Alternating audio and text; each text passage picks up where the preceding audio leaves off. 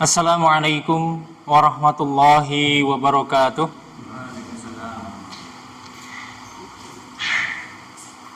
Innal hamdalillahi nahmaduhu wa nasta'inuhu wa nastaghfiruh wa na'udzu billahi min shururi anfusina wa min sayyiati a'malina. May yahdihillahu fala mudhillalah wa may yudlilhu fala hadiyalah. Asyhadu an la ilaha illallah wahdahu la syarikalah wa asyhadu anna Muhammadan abduhu wa rasuluh. Qala Allah Ta'ala fi kitabihil karim, Ya ayyuhalladzina amanu kutiba alaikumus siyamu kama kutiba alal ladzina min qablikum la'allakum tattaqun. Wa qala sallallahu alaihi wasallam, man shoma ramadhana imanan wa ihtisaban ghufira lahu ma taqaddama min dzambihi. Bapak-bapak, ibu-ibu yang dirahmati Allah Subhanahu wa taala, tiada kata yang pantas untuk kita ucapkan pada kesempatan sore hari ini melainkan ucapan rasa syukur kita kepada Allah Subhanahu wa taala yang diiringi dengan pengakuan atau rasa hati akan nikmatnya Allah Subhanahu wa taala. Kita mendapatkan nikmat kesehatan, nikmat iman, nikmat Islam, dan nikmat hidayah, petunjuk yang Allah Ta'ala anugerahkan kepada kita, sehingga kita bisa menjalani sholat berjamaah, mendatangi majelis ilmu, yang mana ini tidak diberikan kepada semua orang. Maka marilah kita manfaatkan kesempatan, kesehatan, dan semua nikmat Allah Subhanahu wa taala ini sebagai wujud rasa syukur kita kepada Allah Ta'ala dengan melakukan berbagai macam ketaatan. Dan itulah yang namanya rasa syukur yang sempurna. Jadi tidak cukup syukur itu hanya sekedar lisan kita mengucapkan hamdalah. Tidak cukup pula rasa syukur itu hanya diakui dalam hati bahwasanya ini adalah anugerah Allah. Tetapi ketiga hal, baik itu melalui lisan, melalui rasa hati, keyakinan hati, anggapan bahwasannya nikmat ini semua adalah anugerah Allah. Dan lebih daripada itu adalah memanfaatkan semua bentuk nikmat itu untuk ketaatan kepadanya. Inilah syukur yang sebenarnya. Maka demikianlah yang diajarkan Nabi kita sallallahu alaihi wasallam dalam mewujudkan rasa syukurnya. Afa akunu abdan syakura, kata beliau. Tidak pantaskah aku menjadi seorang hamba yang bersyukur? Ketika ditanya oleh istri beliau Aisyah, melihat baginda Nabi kita sallallahu alaihi wasallam sholatnya begitu lama, sholat malam, padahal itu adalah sholat sunnah, tetapi dilakukan Nabi sallallahu alaihi wasallam begitu lamanya sampai kaki beliau bengkak-bengkak.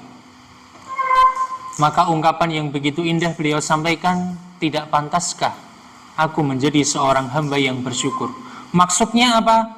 Ini adalah wujud syukurku kepada Allah Ta'ala, yaitu beliau melakukan sholat dengan begitu semangatnya. Beliau hidupkan malamnya dengan sangat gigih. Bahkan beliau tidak pernah meninggalkan sholat malam. Bapak Ibu yang dirahmati Allah SWT, tak terasa hitungan hari bulan Sya'ban sudah semakin menipis. Beberapa hari lagi kita akan berjumpa dengan bulan yang dinanti-nantikan. Bulan yang setiap orang merindukan kehadirannya. Kalau saya mau bercerita, ada kenangan masa kecil saya yang begitu indah dengan bulan Ramadan. Cuman ini namanya anak-anaknya. Apa itu? Kalau zaman saya kecil dulu, kalau berangkat sholat tarawih dapat jaburan. Nah itu. Walaupun sudah seusia saya, tetapi ada rasa indah seolah-olah begitu ya. Rasa indah. Padahal nek saya iki ndelok jaburan iki opo sih? Nah, paling ya nek zaman dulu namanya lenteng. Lenteng kalau di sini enggak musim mungkin lentengnya. Paling itu emang lenteng atau rambak. Kemudian sama satu apa begitu. Itu zaman kecil saya. Tapi itu sebuah kenangan yang mengesankan bagi saya seorang anak kecil saat itu. Kemudian nostalgia bukan hanya sisi itu ya. Kemudian bertemu dengan teman-teman itu intensitasnya lebih dibandingkan di luar Ramadan. Habis tarawih gitu masih ngumpul-ngumpul. Habis subuh ada jalan-jalan Kak ya begitu. Itu anak-anak zaman dulu begitu. Rasa senangnya itu sampai sekarang itu kalau mengingat masa itu, oh iya Masya Allah. Sehingga anak-anak pun merasakan kesukacitaan ketika datangnya bulan Ramadan. Apalagi kalau sudah mendekati berbuka. Wah ini enggak, anak-anak kita pun mungkin juga masih suka sekarang ya. Wah sedelo engkas buka, itu menantikan buka itu mungkin kurang setengah jam. Itu rasanya sudah kayaknya perjuangan satu hari dari pagi lapar, mungkin menahan pembatal-pembatal puasa itu hilang ketika detik-detik menjelang berbuka. Makanya Nabi SAW menyebutkan orang yang berpuasa itu mendapatkan farhatan, 2 buah kebahagiaan. Lis-shaimi farhatan, bagi orang yang berpuasa mendapatkan 2 kebahagiaan. Dan tentunya kebahagiaan ini bukan hanya milik anak-anak, ya. Apa itu? Yang pertama, farhatun inda fitrihi. Dia gembira, senang, bahagia ketika berbuka. Berbuka ini ada 2 jenis, Pak. Yang pertama, beneran ketika kita makan buka tiap hari sore itu kan rasa bahagia ada dalam diri kita. Sedilongkas buka. Mungkin kita sudah menyiapkan kolak gitu ya, menyiapkan makanan yang jenis kolak itu biasa. Tapi ketika berbuka itu rasanya lain. Senang gitu ya, rasanya senang sekali walaupun kita sudah gede begini ya.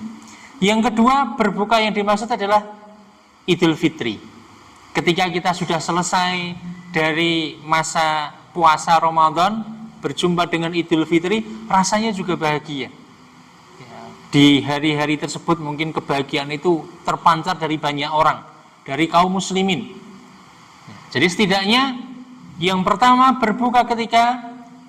berbahagia ketika kita berbuka. Yang kedua adalah wa farhatun inda liqa'i rabbi.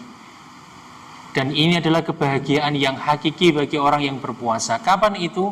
Ketika kelak pada hari kiamat atau di akhirat berjumpa dengan Allah Subhanahu wa taala. Ketika berjumpa dengan Allah, itulah kebahagiaan yang tertinggi.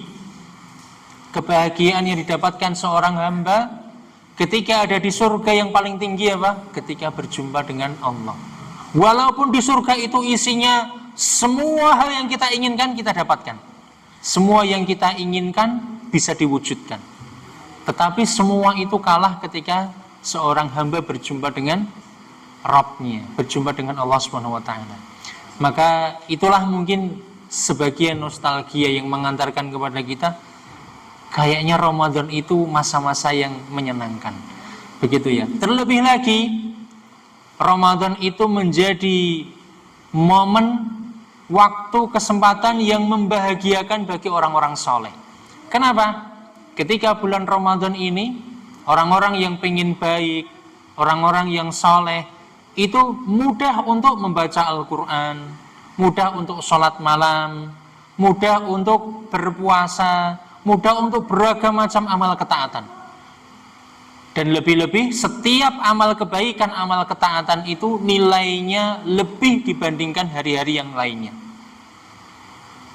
Maka dalam 12 bulan Allah Ta'ala menciptakan bulan-bulan ini. Allah Ta'ala menyebutkan inna iddatash syuhuri indallahi 12 syahran fi kitabillah. Jadi adanya 12 bulan itu juga sudah ada di dalam Al-Quran, sudah ada sejak zaman itu. Sesungguhnya jumlah bilangan bulan di sisi Allah SWT itu adalah ada 12 bulan. Ayat ini sebenarnya berbicara tentang bulan haram. Minha arba'atun hurum. Di antara bulan-bulan ini ada 4 bulan istimewa yang disebut bulan haram. Bulan yang diharamkan orang itu berbuat kemaksiatan. Bulan yang diharamkan orang itu berperang di zaman Nabi dulu. Dan di antara bulan-bulan ini, 12 bulan itu Allah Ta'ala jadikan sebuah bulan yang istimewa di antara bulan yang lain, yaitu di antaranya adalah bulan diturunkannya Al-Quran. Sebagaimana Al-Quran adalah kitab suci yang terbaik, dan Allah Ta'ala jadikan bulan Ramadan sebagai bulan diturunkannya kitab suci yang terbaik ini. Syahrul Ramadan alladzi unzila fihil Qur'an. Bulan Ramadan inilah bulan yang di situ diturunkannya Al-Qur'an. Bulan Ramadan Allah Ta'ala pilih sebagai bulan yang paling istimewa, diturunkannya Al-Qur'an. Dan di dalam bulan ini pula Nabi SAW bersabda ketika datang bulan Ramadan, beliau mengatakan kepada para sahabat, qad ja'akum Ramadan. Ini adalah sebuah motivasi Nabi ketika awal Ramadan itu tiba. Walaupun kita mungkin masih sekitar berapa hari ini? Sepekan ya, seminggu lah, seminggu ke depan, kurang lebih 8 atau 9 hari mungkin. Nabi SAW biasa ketika menyampaikan kepada para sahabat, telah datang kepada kalian bulan Ramadan. Kenapa dikatakan begitu? Bulan ini dibukakanlah pintu-pintu surga dan ditutup pintu-pintu neraka. Setan-setan dibelenggu. Di dalamnya ada sebuah malam yang lebih baik daripada 1000 bulan. Kalau umat Nabi SAW itu umurnya rata-rata berapa, Pak? 60, 70. Ya kayak uang sekarang kebanyakan kita 60, 70. Kata Nabi pun juga demikian. 1400 tahun yang lalu usia umat Nabi itu sampai sekarang mirip-mirip lah. A'maru ummati baina sittin wa sab'in wa aqallu man yajuzu dzalik. Umur umatku itu antara 60 70. Nabi sendiri usianya berapa? 63, kan antara 60 70. Dan sangat sedikit yang bisa melampaui usia tersebut. Ada, tapi tidak banyak. Bahkan sekarang mungkin kurang daripada itu. Tapi secara umum rata-rata ya 60 70-an. Kata Nabi sallallahu alaihi wasallam. Bayangkan umat Nabi sallallahu alaihi wasallam itu umurnya pendek-pendek. Bapak mungkin pernah mendengar bagaimana Nabi Nuh itu berdakwah. 1000 tahun kurang 50. Suwe ini orang katuan, katok. Hidup di dunia kalau sekarang kita mungkin pengennya gitu ya. Kalau bisa 1000 tahun tuh seneng itu. Usianya sampai 1000 tahun. Iya kalau masih bisa jalan. Nah, kalau cuma tidur 100 tahun kita mungkin sekarang itu yang masih bisa jalan itu mungkin itu jarang sekali itu. Bisa mencapai 100 tahun dan bisa jalan itu sangat jarang. Seandainya 100 tahun bisa jalan, 800 tahunnya tidur di ranjang gimana, Pak? Lumpuh gitu ya, stroke misalkan. Tapi 800 tahun lamanya. Wong sekarang itu banyak orang tua yang bahasanya itu sudah sepuh, sudah lama diranjang itu 10 tahun. Itu bayangkannya juga mungkin dalam hatinya berharap lendang diundang. Karena bersabar dengan ujian di masa tua, terbaring di kasur dalam waktu yang lama, kerepotannya, kesulitannya itu jangan kita anggap itu sepele ya Pak ya. Walaupun kita betul-betul mungkin pengen usia panjang, tapi ketika usia panjang dalam kondisi kita sakit, bersabar banyak, mungkin juga sebagian di antara orang-orang tua kita atau kakek-kakek yang ada di sekitar kita berharapnya ya dan diundang, bahasanya begitu. Meskipun tidak boleh kita meminta kepada Allah Ta'ala untuk segera diwafatkan itu tidak boleh ya. Bolehnya minta barokah ya, minta kebaikan dari usia kita.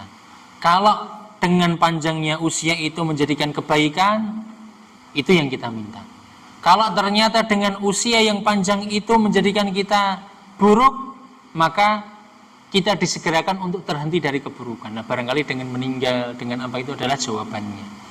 Intinya Bapak Ibu, bahwasannya adanya malam Lailatul Qadar, sebuah malam yang lebih baik daripada 1000 bulan, 82an tahun, itu menjadi pengimbang antara kita umatnya Nabi Muhammad dengan umat terdahulu. Nabi Adam 2000 tahun misalnya. Itu kalau beribadah dengan umat-umat setelahnya, misalkan Nabi Nuh 1000 tahun, kita tuh kalau mau nganterin yang surga kira-kira mau antrian ke berapa coba? Mereka tuh ibadahnya lama sekali. Ya. Kalau nabung itu mungkin kita nabung 100.000 misalkan sebulan, baru dapat misalkan 1000 bulan. Ya belum ada 1000 ya kan, usia kita mungkin ya anggap aja 1000 bulan saja. Usia kita 82 tahun lah. Baru dapat berapa itu berarti? 100.000 kali 1000 bulan. Jumlahnya berapa dibandingkan yang usianya 1000 tahun? 10 kali lipat lebih. Tentu tabungannya banyak kan? Orang-orang zaman itu tabungan kita untuk akhirat itu emang sidik. Wah, itu kalau kita suruh ngantri terus antrian nomor piro di akhirat. Namun Allah Ta'ala punya kasih sayang kepada umat Nabi SAW. Bahkan Nabi SAW itu umat yang terakhir, tapi masuk surga bisa pertama. Padahal modalnya cuma pendek usianya. Kalau dibandingkan dengan mereka umat terdahulu jauh. Makanya apa? Kalau kita tahu ilmunya, di usia yang pendek kita bisa mendapatkan pahalanya seperti zaman Nabi Nuh, zaman Nabi Adam. Ibadah satu hari nilainya 82 tahun. Ketika malam Lailatul Qadar, kita isi dengan amalan-amalan ketaatan, ternyata bisa menjadikan usia kita walaupun pendek, tapi amalannya melebihi batas usia kita. Itu diantara hal yang menjadikan kenapa kita harus bergembira dengan datangnya bulan Ramadan. Dan kegembiraan ini harusnya kita rasakan, karena itu adalah tanda keimanan. Ya, tanda keimanan seorang ketika datangnya bulan Ramadan adalah dia bergembira, bukan sebaliknya. Waduh, posoi, ngeleh, gitu ya, luwe, dagangannya ora payu misalkan apa, jualan warung makan misalkan ya. Waduh, awan-awan iki nek poso guys ngempet iki. Dagangannya orang payu. Nah, jangan sampai kemudian ini muncul dalam diri kita. Secara umum kita lihat sebenarnya kalau Ramadan itu hampir semua dagangan laku lah. Semua dagangan laku. Semua orang jualan di Ramadan laris. Yang nggak pernah jualan pun jualan di bulan Ramadan itu insya Allah laku juga itu. Ya. Jadi jangan sampai ada dalam orang yang beriman rasa datangnya Ramadan itu menjadikan seorang itu sedih, karena itu bukan tandanya orang beriman. Allah Subhanahu wa taala menyebutkan dalam Quran surat Yunus ayat 58. Qul bi fadlillahi wa bi rahmatihi fa bidzalika falyafrahu. Katakanlah dengan karunia Allah dan rahmatnya. Termasuk di antara karunia dan rahmat Allah Ta'ala itu adanya bulan Ramadan, bulan yang mana amalan kebaikan dilipat gandakan. Bulan di mana ketika orang yang banyak berdosa, beramal di bulan-bulan tersebut banyak ampunan.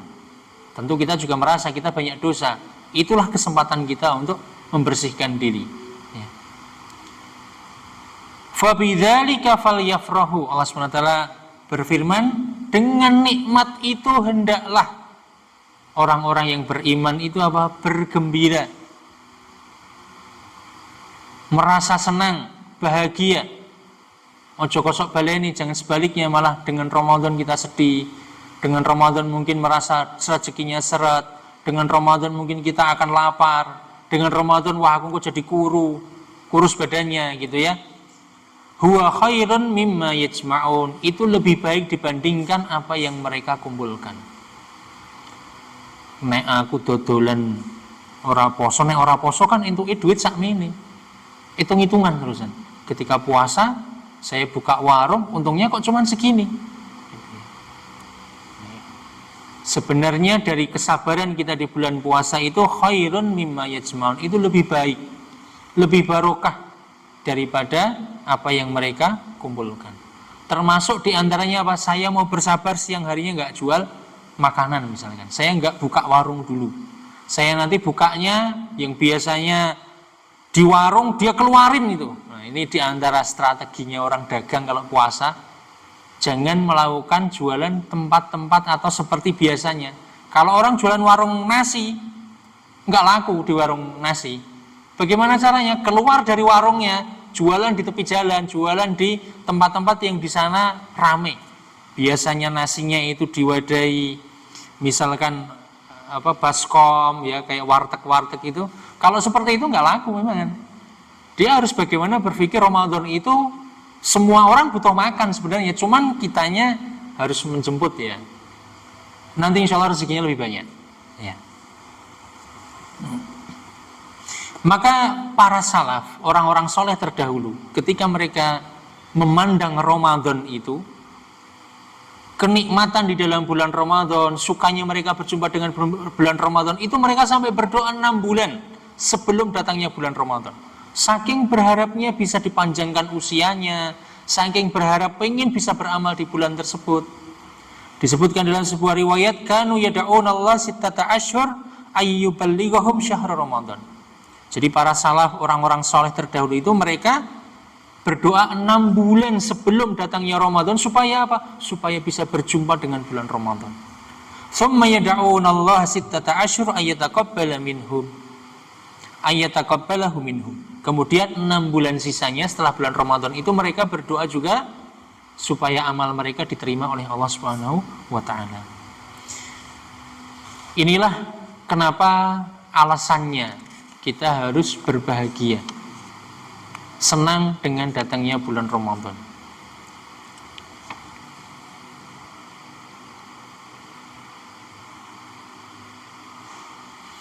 Nah, ketika kita sudah merasa indah-indahnya bulan Ramadan itu apa sih? Dari kenangan masa kecil sampai kita dewasa, dari banyaknya kebaikan-kebaikan yang dibukakan, misalkan saja ini ya, mungkin nanti ketika Ramadan berjumpa banyak dengan ayat atau hadis-hadis ini ya. Satu di antaranya misalkan tentang ampunan ya. Ini mungkin juga bisa menjadi motivasi bagi kita kenapa kita harus senang dengan Ramadan. Misalkan Nabi SAW menyebutkan yang tadi saya sampaikan di muka, man shoma ramadhana imanan wa ihtisaban ghufira lahu ma taqaddama min dzambi. Barang siapa yang berpuasa pada bulan Ramadan dengan penuh keimanan dan mengharapkan pahala hanya dari Allah Ta'ala semata, ada 2 yang ia dapatkan. Maaf, ada kebaikan yang dia dapatkan, yaitu ghufira lahu ma taqaddama min dzambi. Dengan 2 modal tadi, iman dan ikhlas, dilandasi dengan ilmu dan hanya mengharap pahala Allah Ta'ala semata, dia mendapatkan ghufira lahu ma taqaddama min dzambi, diampuni dosa-dosanya yang telah lalu.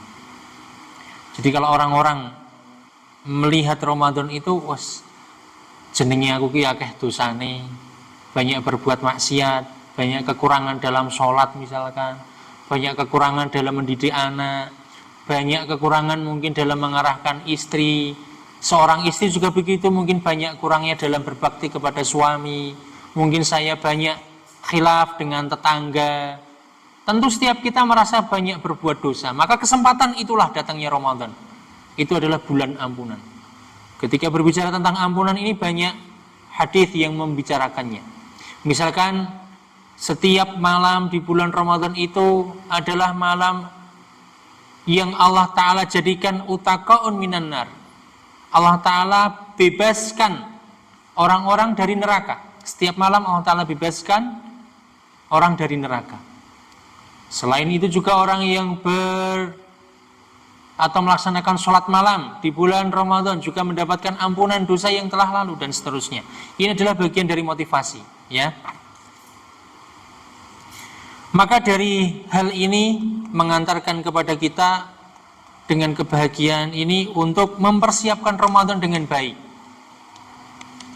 Ketika kita melakukan hal-hal yang sama dengan Ramadan sebelumnya, yes pokoknya melaku. Ketemu Ramadan ya waya poso-poso, wayai sholat raweh, wayai rame-rame berbondong-bondong ke masjid, ikut-ikut berbondong ke masjid. Tapi apa? Sepekan kemudian masjidnya mulai sepi. Yo melu nyepi, melu orang mangkat yang masjid. Yang biasanya baca Quran nang awal-awal Ramadan semangat, tapi sudah mulai 10 hari terakhir ya sudah aras-arasan. Kenapa? Karena tidak mempersiapkan Ramadan itu dengan baik.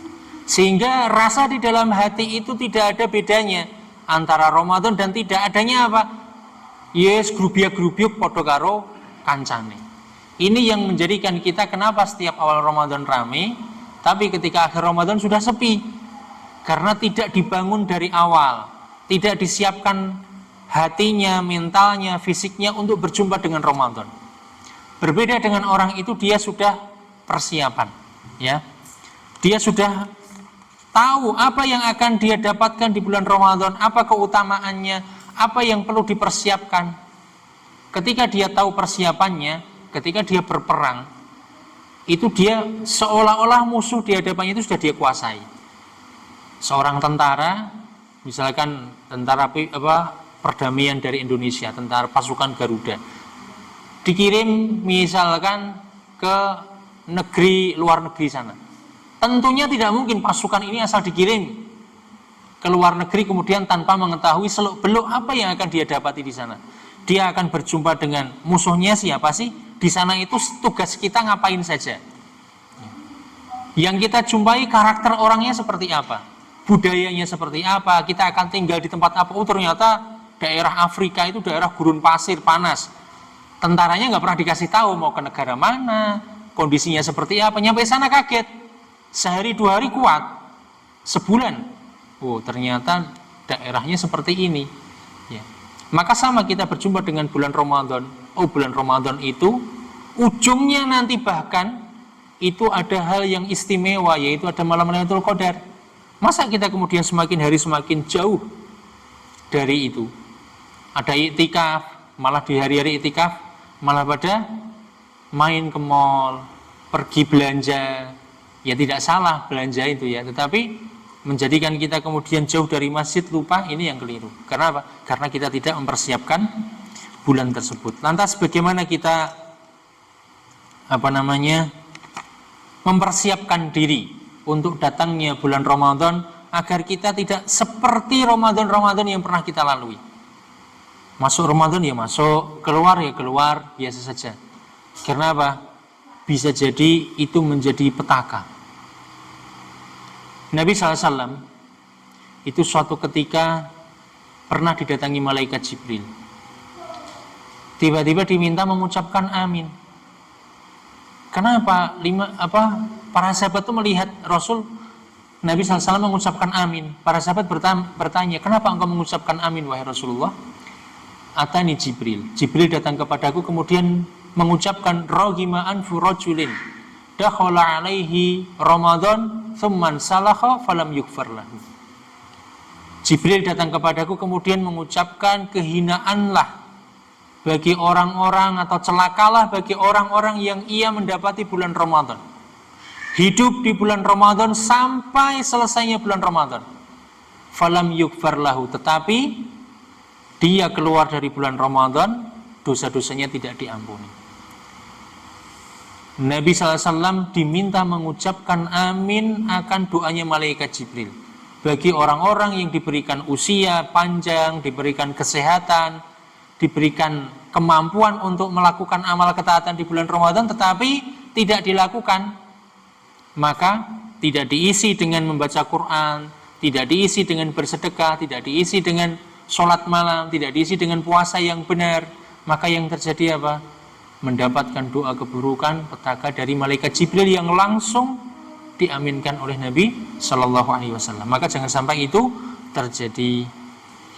Maka di sini ada 3 hal yang mungkin bisa kita persiapkan untuk berjumpa dengan bulan Ramadan tersebut. Yang pertama adalah bekal ilmu. Jadi sebelum kita berjumpa dengan Ramadan, usahakan kita belajar, mengkaji apa saja yang akan kita jumpai di bulan Ramadan. Ya kalau tadi, seorang tentara dia akan mempelajari apa yang dia temui nanti di medan perang. Apa yang akan dia temui kemudian ketika ada pasukan TNI misalkan di sini dikirim ke Papua, daerah konflik misalkan. Bagaimana sih kondisinya? Oh, daerahnya bergunung-gunung. Berarti di sana itu yang harus dipersiapkan, misalkan pakaian hangat, fisiknya harus kuat. Berarti di sini harus latihan sebelum berangkat ke sana. Fisiknya nggak pernah latihan, berarti ya sudah tamat, meninggal sebelum ketemu musuh. Sudah. Ini berarti dia kalah sebelum bertanding. Sama kayak kita tidak punya ilmu, ketemu Ramadan, yes pokoknya mangkat, belum masuk 10 hari terakhir sudah gugur. Apalagi mungkin baru seminggu pertama sudah gugur dari masjid, udah balik seperti biasa. Ya. Jadi bekal yang pertama adalah dia harus berusaha mempelajari. Ya.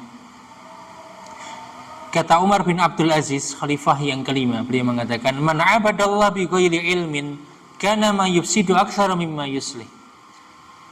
Kata sang khalifah yang dikenal dengan keadilan, kezuhudan. Yaitu Umar bin Abdul Aziz, beliau mengatakan barang siapa yang beribadah kepada Allah SWT tanpa dilandasi dengan ilmu, tidak tahu caranya puasa yang benar seperti apa. Oh, ternyata ketika kita puasa masih berkata bohong itu bisa merusak pahala puasa kita. Ternyata ketika saya puasa, saya jualan di pasar, padahal saya biasanya bohong sama orang dengan dagangan, ya. Ternyata itu merusak pahala puasa. Man lam yada' qaula zur wal amala bihi, barang siapa yang tidak bisa meninggalkan perkataan dusta, ngapusi wong, wal amala bihi, atau perbuatan yang mendustai orang, nyisori timbangan kayak ganjel. Ini namanya perbuatan bohong. Walaupun enggak ngomong, bawahnya kasih ganjel, ya. Falaisa lillahi hajatun fi ayyada ta'amahu wa syarabahu. Nabi SAW menyampaikan, Allah tidak butuh dengan orang itu meninggalkan lapar dan hausnya. Puasanya dilakukan sampai dari terbit, dari sahur sampai buka lagi. Tapi apa? Pahalanya nggak dapat. Dapatnya cuman lapar, haus. Sayang sekali. Setiap hari puasa nggak pernah bolong, tapi pahalanya dapatnya sedikit mungkin. Bahkan bisa jadi nggak dapat pahala. Kenapa? Karena tidak dilandasi dengan ilmu. Oh, jebulane kalau saya puasa itu nggak boleh bohong. Maka yang tadinya ada ganjelnya, sekarang ganjelnya diambil. Ya. Yang tadinya mungkin lisannya masih bohong, sekarang lisannya mulai dijaga. Oh ya, aku ki poso. Ternyata dengan satu pelajaran jujur saja di bulan puasa ini, kemudian bisa mengantarkan dia kepada menjadi orang yang bertakwa. Makanya tadi yang kita sebutkan di awal ayat tentang perintah puasa ini, ujungnya apa? Ujungnya ternyata takwa. Ujungnya itu menjadikan orang itu perfect begitu ya. Perfect itu sempurna ketika menjalankan perintah kepada Allah, menjauhi larangannya, dia jadi lebih baik. Menjadi orang yang benar begitulah. Lempeng, tidak lagi kemudian ya balik lagi seperti semula. Kalau kembali seperti semula, ini orang yang tidak mempersiapkan diri ketika mau puasa. Maka dia harus belajar. Ketika tidak belajar, maka nama yufsidu aktsar mimma yuslih. Kata Umar bin Abdul Aziz, kerusakan yang dia lakukan itu bisa jadi lebih besar dibandingkan kebaikannya. Makanya tadi dia nggak dapat pahala apa-apa, dapatnya cuma apa? Lapar sama haus. Bukan berarti wes daripada gur ngene intek gur ngeleh, udahlah rasa poso sisan, bukan begitu. Ya. Bukan begitu. Termasuk kemudian juga ketika dia berpuasa, oh ya harus meniatkan puasa itu sejak malamnya. Ya. Beda dengan puasa sunnah, boleh dia niat sejak siangnya dan seterusnya. Itu adalah bagian daripada ilmu. Jadi bekal yang pertama adalah kita mempelajari semua seluk-beluk apa yang boleh boleh dilakukan, apa yang membatalkan, apa yang tidak. Sampai misalkan dulu waktu saya kecil itu ada disampaikan oleh ya teman-teman, ini bukan ilmu tapi ya, karena nggak tahu ilmunya. Nek mutah batal lo ya, nek nangis batal lo ya gitu. Ngentot ning jero air batal ya, ning jero di dalam air batal. Mutah batal, nangis batal, kentut di dalam air batal. Wah, ini namanya kurang ilmu ya. Ya kalau nangisnya dilek gitu ya. Atau mungkin dia minum di dalam air lewat belakang sana ya batal. Ya. Tapi kan tidak ada orang kentut tujuannya untuk minum kan. Dan lucu juga ketika dia sengaja mengentutkan diri di dalam air gitu sambil berenang kan juga enggak. Nah, yang membatalkan itu apa? Kalau dia muntah dengan sengaja, menyengaja untuk muntah. Ya, maka enggak boleh menyengaja. Tapi kalau numpak bis muntah terus batal, ya enggak. Atau dia mungkin pas masuk angin, mungkin masuk anginnya enggak terlalu parah, dia masih berusaha untuk puasa, terus muntah, ya jangan dianggap itu batal, ya. Jadi itu karena ilmu, ya. Dan banyak hal mungkin yang terkait dengan masalah ini, misalkan kaitannya dengan ibu-ibu, ya, bagaimana hubungannya dengan haid misalkan. Haid itu sendiri harus dibedakan antara haid dengan istihadah. Kalau istihadah, walaupun keluarnya darah, tapi tetap wajib puasa. Karena beda dengan haid, namanya istihadah. Misalkan keguguran.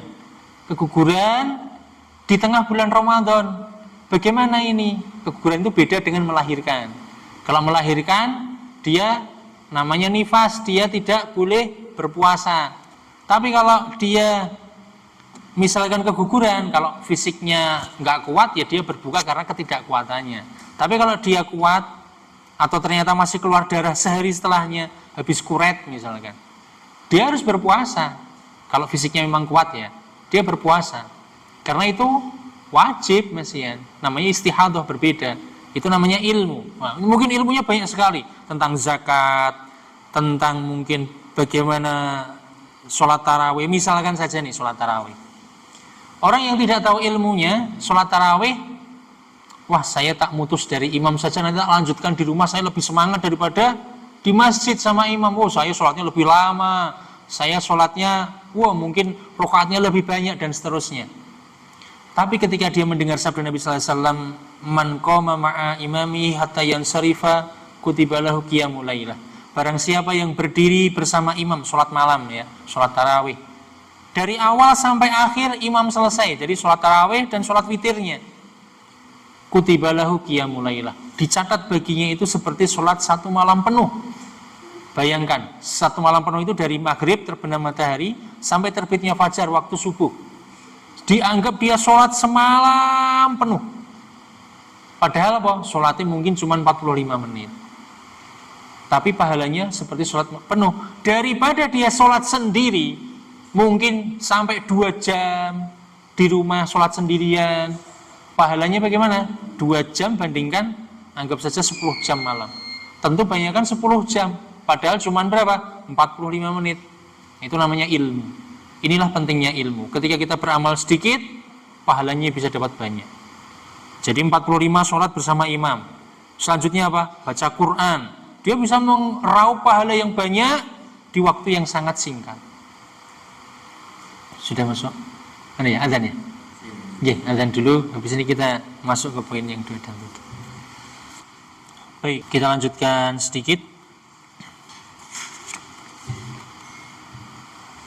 Ketika kita mengetahui ilmu, kita mengetahui keutamaan, kita mengetahui hukum, maka semangat kita akan berbeda. Kita tahu, oh ternyata kalau saya di akhir Ramadan malah saya sibuk dengan gawe roti, sibuk dengan menghabiskan waktu untuk belanja-belanja, ya sudah lupa ke masjid, malah saya kehilangan kebaikan yang lebih banyak lagi. Karena akhir-akhir Ramadan itu adalah waktu di mana kita mungkin berjumpa dengan kebaikan yang paling besarnya di bulan Ramadan. Bayangkan, kehilangan malam Lailatul Qadar. Disebutkan dalam sabda Nabi tentang kabar gembira datangnya Ramadan tadi, man hurrima khairuha faqad hurim. Barang siapa yang diharamkan mendapatkan kebaikan pada bulan Ramadan, dan secara khusus adalah malam Lailatul Qadar, faqad hurim, maka dia diharamkan dari kebaikan yang banyak. Diharamkan dari seluruh kebaikan. Istilah wong iki nek ki kon ngibadah sewengi wae ora iso, apa meneh ngibadah sak lawase, gitu ya. Diminta untuk ibadah khusus malam Lailatul Qadar misalkan. Itu saja kita tidak bisa memanfaatkannya, tidak bisa menghargainya kesempatan itu. Bagaimana dia akan menghargai kesempatan-kesempatan yang lain. Itulah kenapa orang itu kalau tidak tahu ilmu, dia akan kehilangan banyak kebaikan. Maka itu yang pertama, bekal ilmu. Yang kedua adalah memperbanyak taubat. Bapak Ibu, ibaratnya kalau kita saat ini adalah botol ini, diri kita itu adalah botol ini, kita mungkin isi air kita ya kadang-kadang campur air yang bercampur dengan tanah, campur banyu bletok, campur banyu sawah, ya mungkin air peceren barang mungkin ya. Maksudnya apa? Kita tidak bisa sejernih air ini. Kita mungkin berbuat dosa, kita mungkin berbuat kesalahan yang menjadikan air itu keruh, menjadikan diri kita, hati kita itu kotor. Karena setiap dosa yang dilakukan itu menjadikan hati kita kotor. Satu dosa, satu titik. Kalau ibaratnya kertas ini putih, kosong, kita berbuat dosa satu titik hitam. Berbuat dosa lagi, satu titik hitam. Sampai kalau kita sering berbuat dosa, entah itu dosa yang kita sadari ataupun tidak, lama-lama mungkin kertas yang putih, air yang jernih, kemasukan benda-benda yang kotor, lama-lama putih ini mungkin jadi gelap. Air yang tadinya jernih, lama-lama menjadi keruh. Itulah diri kita, hati kita. Seandainya kemudian ini langsung kita isi dengan amalan, air ini kita isi dengan air yang jernih, apakah air ini tetap kemudian akan berubah menjadi jernih langsung? Tidak. Air yang keruh, warnanya sudah agak kecoklatan, kita isi dengan air putih, bisa dia berubah menjadi bening, tapi butuh proses sangat lama. Dimasukin mungkin berbotol-botol, masih warnanya juga tidak sejernih seperti ini. Itulah ibarat hati kita, kita berbuat dosa, kita tidak bisa kemudian asal kita beramal begitu saja. Meskipun sebuah amal itu akan menghapuskan dosa, setiap amal kebaikan itu akan menghapuskan keburukan, tetapi prosesnya akan panjang dan lama. Untuk menjadikan airnya jernih akan sangat lama. Maka yang dilakukan apa? Taubat. Hati kita bersihkan dulu dari semua macam kotoran. Kita mungkin biasa berbuat keburukan apapun atau sudah melakukan perbuatan buruk apapun, segera bertaubat kepada Allah Ta'ala. Bersihkan segala macam bentuk dosa, sadari, introspeksi diri, aku biasanya ngomong apa ya, biasanya saya, apa yang saya lakukan, bersihkan semuanya. Bertaubat kepada Allah Ta'ala, banyak beristighfar, memantapkan diri untuk tidak lagi melakukan dosa itu. Kalau itu terkait dengan orang, maka kita harus menyelesaikan dosa itu dengan orang. Misalkan harus minta maaf, ya minta maaf. Kita pernah mengambil barang orang lain tanpa izin, ya harus kita kembalikan. Atau kita minta kehalalannya. Yang ngapunten ya Le, dulu saya pernah mengembalikan pinjaman uangnya itu nilainya misalkan 5 juta sak gepok begitu ya. Itu duitnya kurang siji jen Le. Duitnya kurang siji, 50.000-an kurang siji. Tapi disengaja, kita tahu. Kebetulan kita tahu teman kita itu dia model orangnya nggak pernah ngitungan kalau digituin. Ya wis, kita kemudian sadar, ingat, ya sudah, kita minta maaf kepada beliau, kita kembalikan 50.000-nya. Begitu. Itu harus dilakukan. Supaya apa? Kita harus jernih dulu, kita harus bersih dulu sebelum kita masuki amal-amal ketaatan tadi. Nggak bisa kita kemudian beramal ketaatan saja dengan kita masih banyak berbuat maksiat, kita tidak membersihkannya. Sulit, lama sekali kita mungkin akan bisa bersih. Untuk menjadi predikat yang disebutkan dalam ayat tadi, la'allakum tattaqun, menjadi orang yang bertakwa itu dapat, tapi wis entek Ramadhane urung dadi mungkin. Kalau kita balik lagi kepada yang sebelumnya, nggak akan pernah jadi. Ya seperti itu terus berulang, terus diregeti meneh, leboni meneh, regeti meneh, leboni meneh, nggak akan pernah selesai. Maka kita sebelum masuk Ramadan ini, niatkan dalam diri kita, saya banyak taubat, saya tidak akan mengulangi lagi dosa-dosa itu. Saya akan minta maaf kepada orang yang pernah saya salahi. Saya akan mengembalikan harta orang yang pernah mungkin saya tipu dan seterusnya. Semua itu harus dibersihkan. Ya. Kita mohon ampun kepada Allah Ta'ala dari dosa-dosa yang dilakukan antara kita dengan Allah. Ya, intinya banyak bertaubat, membersihkan hati, introspeksi diri, muhasabah. Itu nanti akan menjadikan kita lebih mudah beramal ketaatan. Apa yang menjadikan kita malas beramal? Apa yang menjadikan kita kok berat sekali untuk berbuat ketaatan? Karena adanya maksiat. Karena kita biasa berbuat dosa. Jadi abot. Le sholat sunah kok abot teman, kenapa? Karena kita biasa maksiat. Maksiat itu membuat kita berat beramal ketaatan. Maka tuh caranya bagaimana? Bersihkan semua. Kita bersihkan diri ini, kembali kepada Allah. Saya akan bertekad, saya akan berusaha untuk tidak mengulangi keburukan-keburukan lagi. Itu diantara kunci yang kedua. Kemudian yang terakhir adalah Oh ya, mohon maaf. Sebelum masuk ke yang terakhir, sering di antara kita mungkin kalau menjelang Ramadan itu ada SMS maaf-maafan gitu ya. Minta maaf sebelum datangnya Ramadan ini, perkenankan saya, nah gitu ya. Ya, sebenarnya tidak mesti dalam wujud semacam itu ya. Apalagi kalau itu mungkin tidak ada kaitannya dengan apa-apa, pokoknya kita ngirim SMS ke sana kemari. Pokoknya semua dikirimi gitu ya. Ke grup dikirimi, orang semua dikirimi ya. Ini bukan cara minta maaf yang benar ini, ya. Cara kita bertaubat menyelesaikan masalah kita bukan seperti itu, ya. Tapi ya kita harus introspeksi diri biar apa kita itu mendapat pelajaran. Orang itu kalau minta maafnya model kayak gitu, itu gampang nanti balik lagi itu gampang. Karena apa? Cuma model pokoknya saya minta maaf pada semua ya. Ini sembuhnya itu Ramadan tok itu. Iya, nanti balik lagi kenapa? Saking mudahnya minta maaf dengan cara sarser ke grup lah kemana-mana. Kita ingat-ingat saya punya salah ke siapa. Datangi, atau kalaupun sampai lewat SMS atau WA tidak apa-apa, tapi betul-betul saya pernah bersalah semacam ini supaya apa? Kita dapat pelajaran dari permintaan maaf itu ya, jadi tidak ada syariatnya kita minta maaf kepada semua dengan cara seperti itu ya.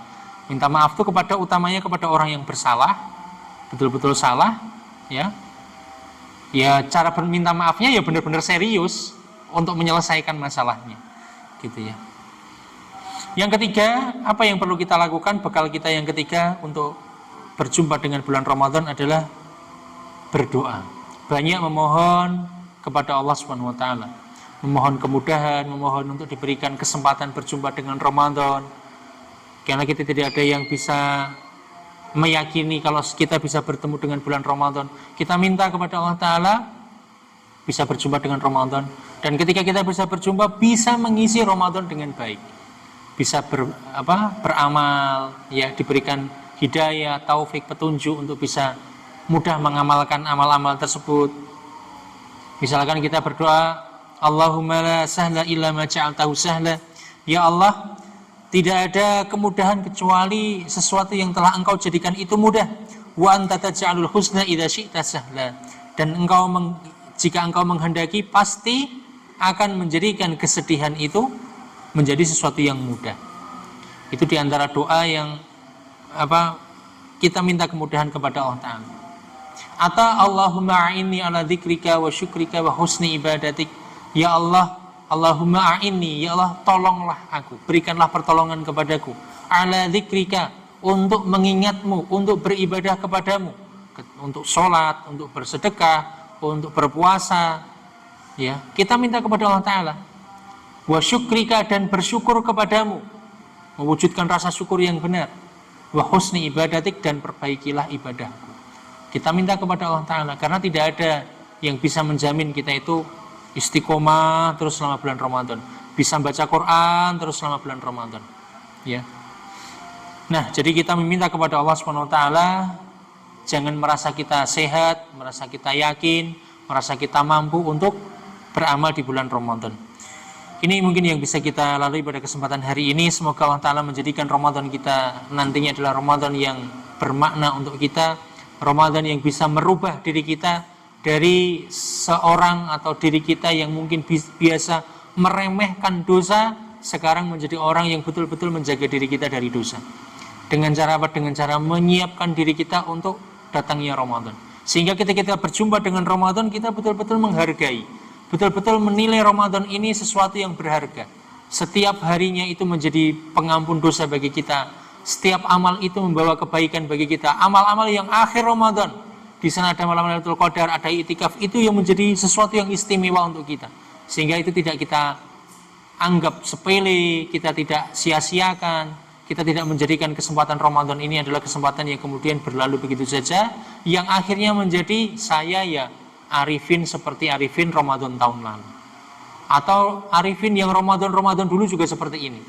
Sehingga kita berbeda. Saya punya tekad Ramadan ini saya harus menjadi Arifin yang berbeda. Meskipun itu mungkin perbedaannya tidak banyak. Apa misalkan diantaranya, kalau saya tidak biasa membaca Quran, Ya, baca Qur'annya nih nanti setelah Ramadan ini, dengan cara Ramadan ini saya akan rutin baca Quran. Nggak mesti harus banyak, Pak Bu. Memang kalau banyak itu berat. Sekarang kita mulai baca Quran dari sedikit. Dari sekarang, jangan nunggu besok-besok Ramadan. Ya, saya mau baca Quran dari sekarang. Mungkin mulai dari 1 lembar atau 1 muka, besok 2 muka, mulai nambah pelan-pelan. Nanti ketika Ramadan masuk, kita bisa membaca 1 juz sehari misalkan.